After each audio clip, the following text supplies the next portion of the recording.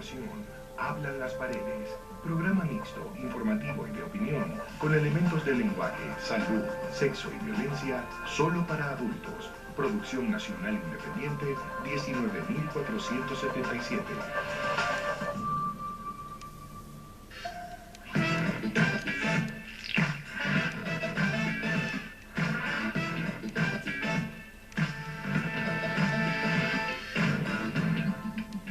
Hola, ¿cómo están? Buenas noches, bienvenidos a Hablan las Paredes. Un honor que nos permitan estar junto a ustedes como noche a noche, tocar la puerta de su hogar para que hablemos de temas de muchísimo interés. Recuerda nuestras redes sociales, Hablan las Paredes TV en Instagram. Escríbenos en también nuestro correo electrónico que es hablanlasparedestv@gmail.com. Isabel Velázquez es sexóloga y el tema de hoy se llama anedonia sexual u orgásmica. Pero, ¿qué es la anedonia? ¿De dónde viene? ¿Qué significa? Nada más usted imagínese que no tiene la capacidad de sentir placer, de sentimientos agradables, no solamente placer, sino de algo agradable en particular. ¿Qué está pasando entonces con todo esto? Hola Isabel, ¿cómo estás? Bienvenida. Hola Gato, gracias por la invitación y por la oportunidad de poderme dirigir a tu audiencia. A ver, ¿qué es la anedonia? La anedonia es la incapacidad para sentir placer.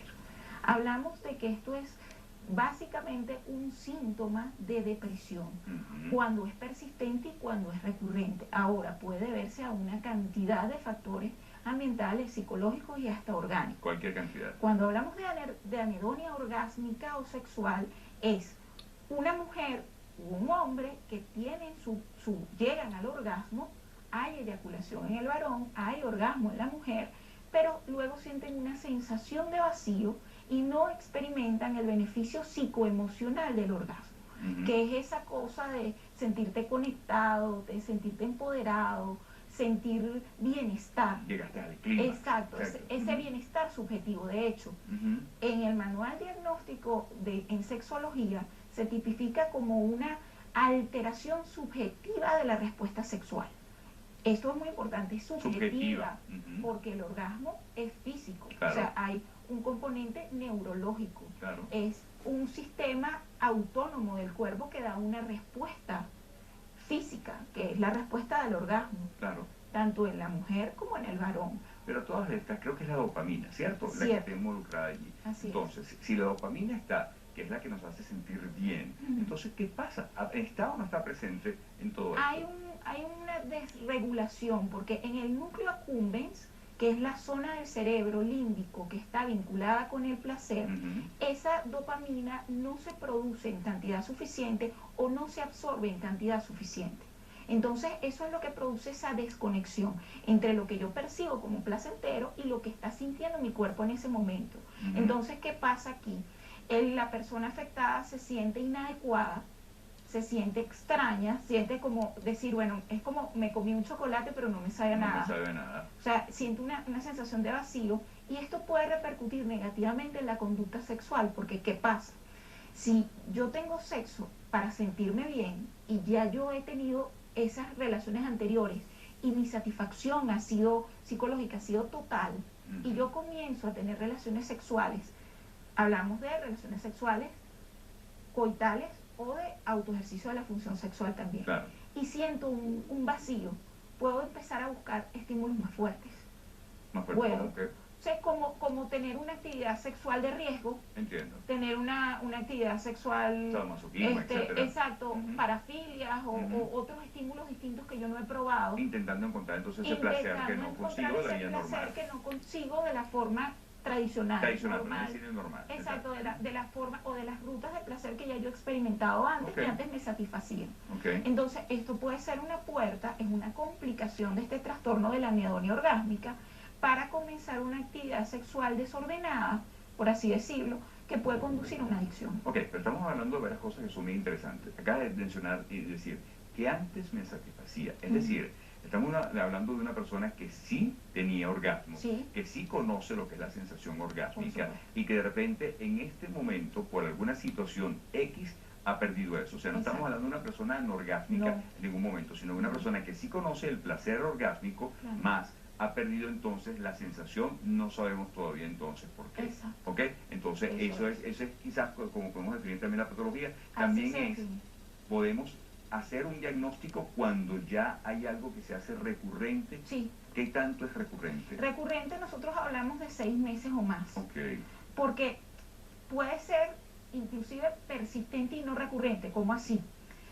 Sabemos que los factores psicológicos, conflictos de pareja, maltrato en la mujer también se ve mucho. O sea, porque la mujer está siendo maltratada, quizás bloquea psicológicamente, pero su cuerpo está sintiendo. Entonces claro, hay esa disonancia, ¿no? Claro. Entonces, eso persistente puede ser debido a un evento específico, porque de repente yo tengo un problema con mi pareja y voy a la actividad sexual y no siento ese placer como lo sentía antes porque yo identifico que hay un problema emocional allí.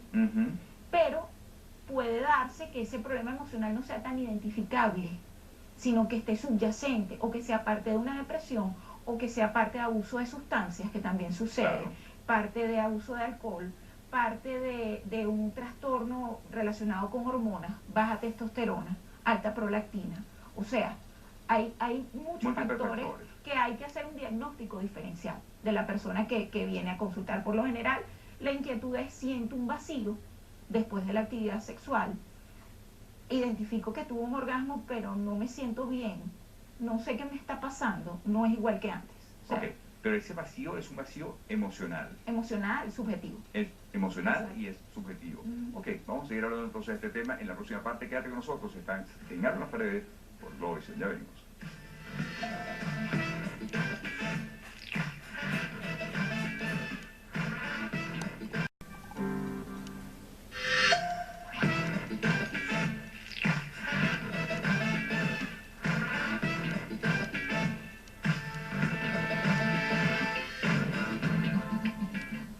Anedonia sexual es el tema que estamos tocando esta noche junto a la sexóloga Isabel Velázquez, nos acompaña.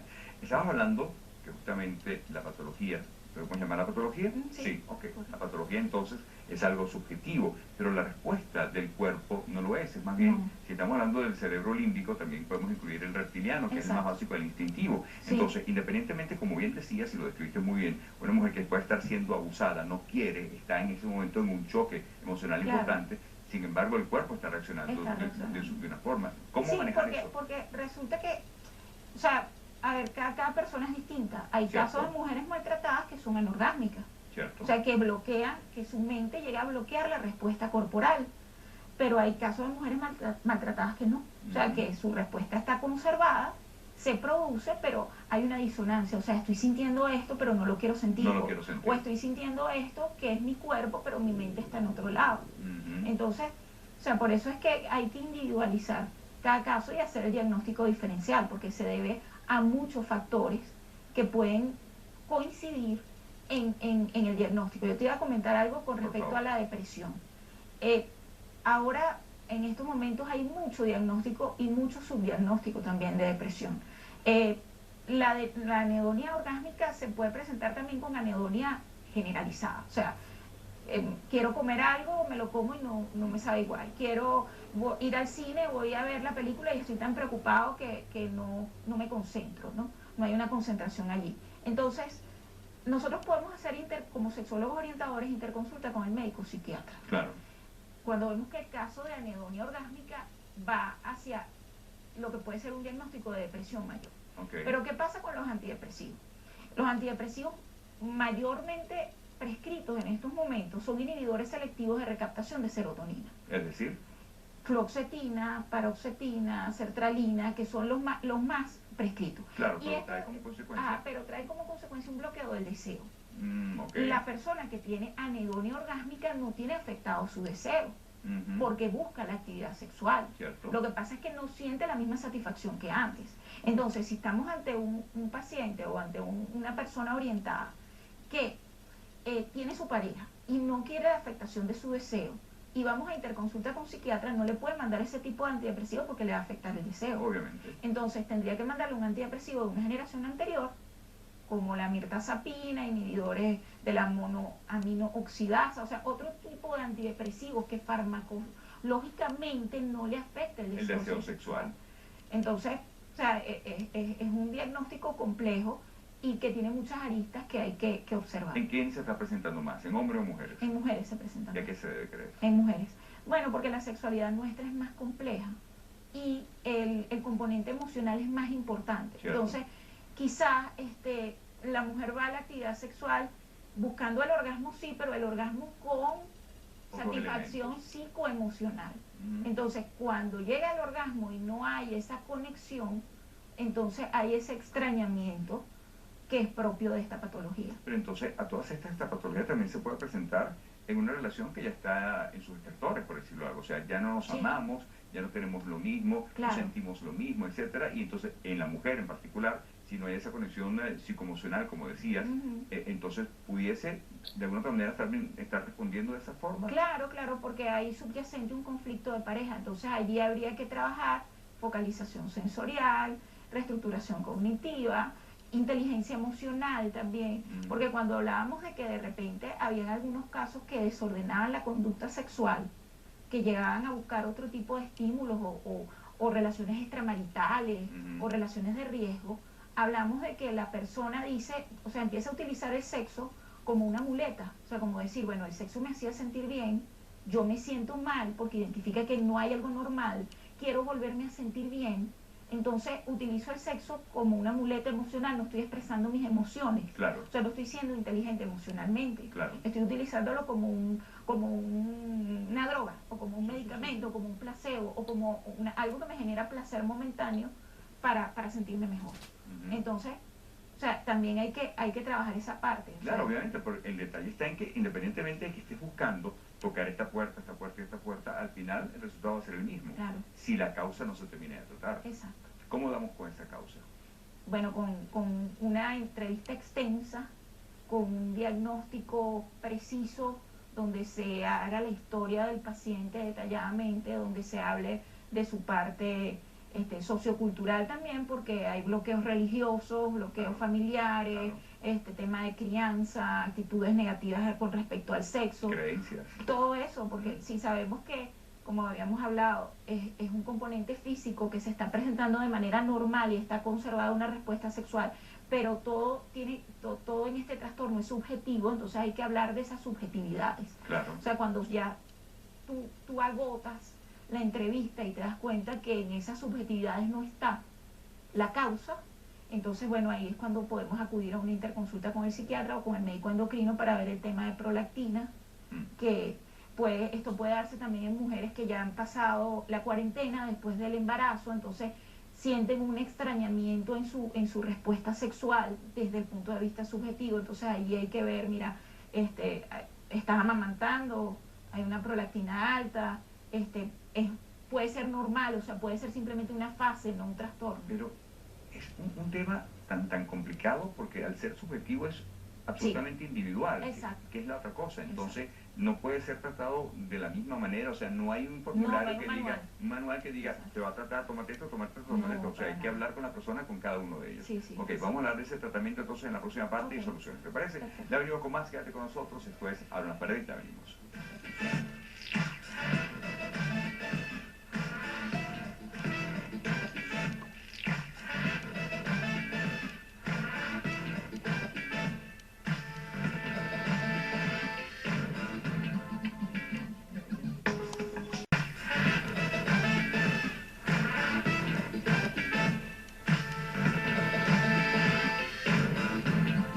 Continuamos llevándote mucho más de Abran las Paredes por Globovisión. Recuerda, nos puedes escribir a nuestro correo electrónico, es abranlasparedestv@gmail.com. También en nuestra cuenta en Instagram es @abranlasparedestv.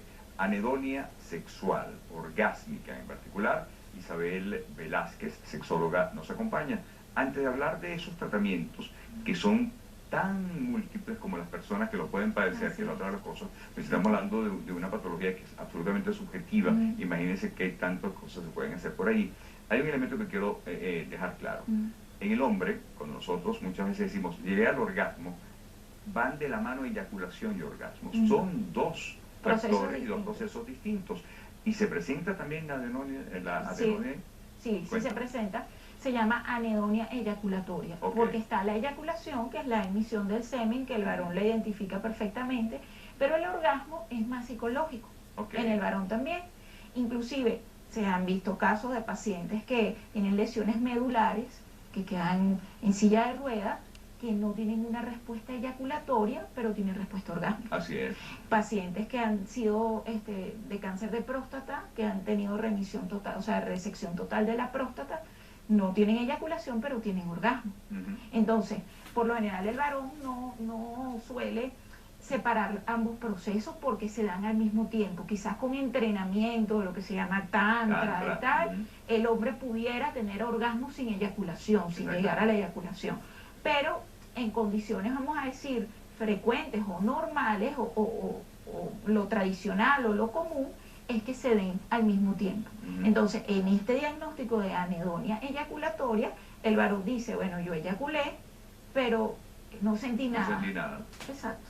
Entonces, el orgasmo puede estar presente o no presente, o simplemente es la interpretación que él le da en ese momento de si hubo o no hubo una sensación placentera. A ver, esa sensación placentera, para llamarla entonces anedonia sexual, es solamente referida a todo lo que es el orgasmo o al proceso. Me explico. Es decir, no hay ninguna sensación placentera durante todo el evento amatorio, por llamarlo de esa forma. Claro, lo que pasa es que el placer es subjetivo. O sea, lo que puede... O sea, tiene que haber habido una estimulación suficiente, porque si vamos al punto de vista físico, tiene que haber habido una estimulación suficiente para llegar al orgasmo. Claro, a la erección, y a la eyaculación, o sea, una respuesta cortical, medular, neurológica, sanguínea, circulatoria, o sea, todo el ciclo de la respuesta sexual de Master y Johnson tiene que haberse dado allí. Ahora, la interpretación de eso es lo que venimos a dilucidar en este trastorno. O sea, de hecho sucedió porque hay una respuesta sexual, y la respuesta sexual no se puede dar si no pasa por ese camino. Claro, está el camino de la meseta orgánica, pero no se siente. Exacto. Okay. No hay, o sea, el cerebro no lo percibe conscientemente. No hay una conciencia del darse cuenta de, o sea, ok, me di cuenta que llegué al orgasmo, pero no hay ese despertar, por así decirlo, cerebral, que conecta la sensación física con lo que mi cerebro está percibiendo. O sea, hay una desconexión, hay una desconexión.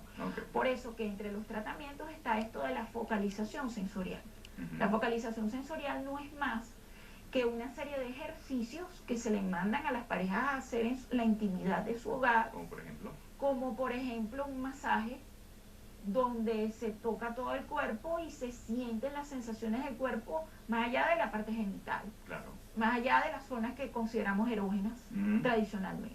Entonces, este masaje no va directamente hacia un coito y hacia un orgasmo, no es demandante. Va hacia un placer. Sino va hacia sentir placer. Entonces, allí la persona puede empezar a identificar que siente placer con el toque de los dedos de su pareja en el brazo, por ejemplo, y eso no lo había descubierto antes.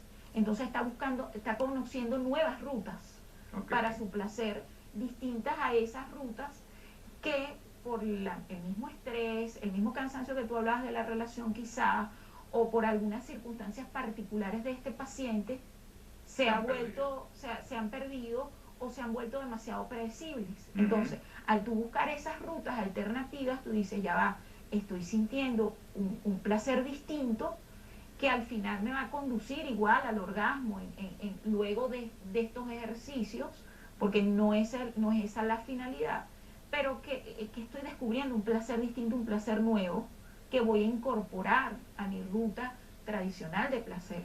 Y entonces allí ya esa anedonia, que hablamos, incapacidad para sentir placer, se va curando. ¿Por qué? O sea, se va sanando porque descubro que tengo placer en otras rutas distintas. Pues exactamente, o sea, porque el detalle es, no es que ya no siento placer, descubriste otra. Sí, ¿sientes placer? Sí, entonces sí puedes sentir placer. Claro, porque es lo que tú hablas de la creencia, o sea, porque esas creencias se vuelven limitantes, y esto es un trastorno que causa mucho malestar, porque entonces hay una rigidez cognitiva allí. Entonces, si no sentí nada, porque lo estoy interpretando como que no sentí nada, ya va, pero no sentí nada, pero tuve un orgasmo, tuve una eyaculación, entonces sí sentiste, pero no lo estás relacionando, no lo estás integrando, no lo estás uniendo ese placer físico asociando. Entonces, esa disociación, eso también, este trastorno también se llama trastorno del placer disociativo. Está así en la Clasificación Internacional de las Enfermedades de la Organización Mundial de la Salud.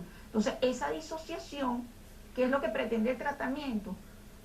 Que estas cosas que están separadas, cerebro y cuerpo, vayan a encontrarse, o sea, que se encuentren. Ok, ahora que estás hablando de ese encontrar, a tu cámara, la número 3, ¿qué le dirías a esa persona que está diciendo, eso es lo que yo tengo? ¿Qué le pudiese decir para que se tranquilice? Bueno, que no hay que angustiarse, que no hay que estresarse, que la actividad sexual no es un examen tampoco que tiene siempre la misma ruta, que tiene siempre los mismos pasos, que todo el cuerpo es erógeno, que todo el cuerpo es placentero y que el sexo no es solo coito. Entonces, usted siente un vacío después de la actividad sexual, hable con su pareja, convérselo, porque muchas veces pasa que no se dice. Claro. Porque como te sientes inadecuado, te sientes que no estás igual que siempre, entonces te da miedo decirlo por este miedo de que la pareja nos deje, porque como afecta más a la mujer, entonces este miedo de que vaya a buscar otra cosa, o este miedo de que él se sienta mal porque no me está proporcionando el placer. O sea, que esto es totalmente absurdo porque somos responsables de nuestro propio placer, ¿no? No es el otro, pero... Lo bueno que todo esto, Isabel, y agradecido por tu tiempo acá, y que vas a venir de nuevo, después de ese libro exitosísimo, también vas a seguir viniendo con nosotros. Isabel Velázquez, sexóloga, estuvo con nosotros. A ver, cada quien es responsable de su propio placer, lo acaba de decir muy bien nuestra experta en la noche de hoy. Ocúpate en sentir.